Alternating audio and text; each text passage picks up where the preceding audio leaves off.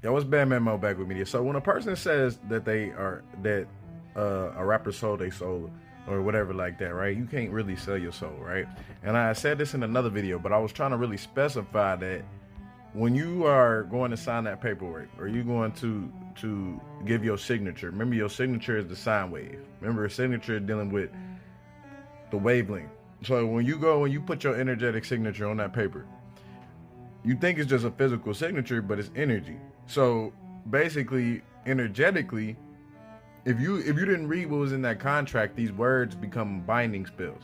And so energetically, if you don't fulfill out what they told you to do in that contract by legal right, which is energy, they're really saying that they can use you for whatever they want to, or you going to jail. So basically, they're going to drain you of your soul power, of your resources, of everything you have. You think you're getting money, but whole time you losing soul power. Whole time you losing pieces of your soul. And what happens is when people say, "Oh, you lose your soul," really what's happening is you start to uh, have a de-evolution, or you start to regress.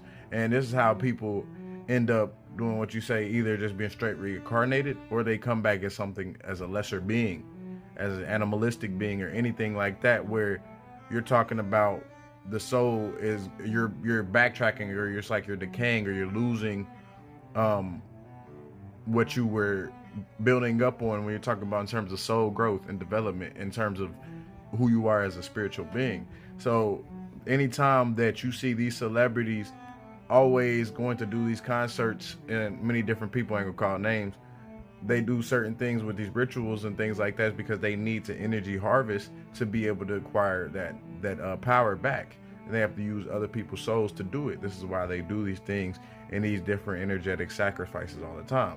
So this is probably the biggest thing that you see these people do is get people in these bindings of these contracts, which is more of an underworld view, or underworld state of being, or another world state of being, where you're talking about how you have to have things bind there, or things are not just orchestrated, you have to limit them, or hinder them, or stop their progression.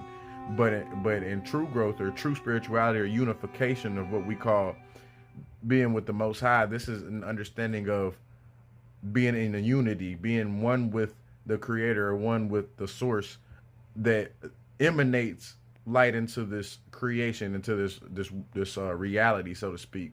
Not just one with this reality, but one with all realities, right? So that's what source really is when we're talking about. So it's not really source; it's more so the creator. You feel me? So make sure y'all get into it.